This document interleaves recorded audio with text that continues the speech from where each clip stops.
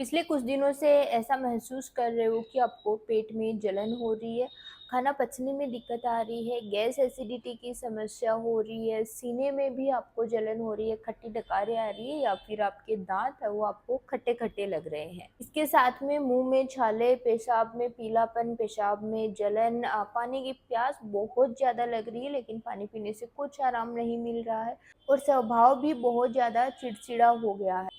अगर ये सारे सिम्पटम्स आपको रह रहे हैं तो वीडियो को पूरा ज़रूर से देखिए। अब ये वाले जो सिम्पटम्स है ना, ये हो सकता है कि आपकी पेट की गर्मी के कारण हो। गर्मियों में हमारे शरीर की तासीर है थोड़ी-सी गर्म हो जाती है और जब अगर हम बहुत ज़्यादा तला भुना खाते हैं, बाहर का खाना खाते हैं और लिक्विड्स है उतना उस अमाउंट में अपन नहीं ले पाते हैं या फिर ठंड की चीज़ें नहीं खा पाते, तो ये जो ऐसी दिक्कतें हैं ये हमें होने लग जाती हैं। अभी कुछ लोग बोलेंगे कि हम लोग तला भुना नहीं खा रहे हैं, खाने का बहुत ज़्यादा ध्यान रख रहे हैं, लेकिन आपकी जो खाने की टाइमिंग्स है वो भी बहुत ज़्यादा इस पे असर डालती है।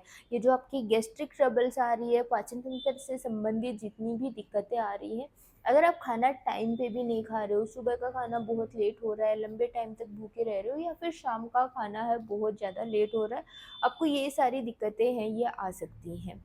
अब ये जो पेट की गर्मी है इसके कारण क्या-क्या हो सकते हैं? पहली चीज़ हो गई बहुत ज़्यादा ऑयली, स्पाइसी फ़ास्ट फूड वग़ैरह आप खा रहे हो सकता है।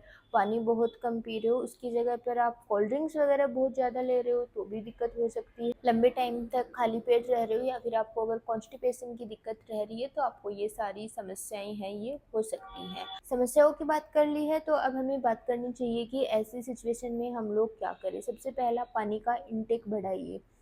7 से 8 गिलास है आप पानी है वो रोज़ाना पिए।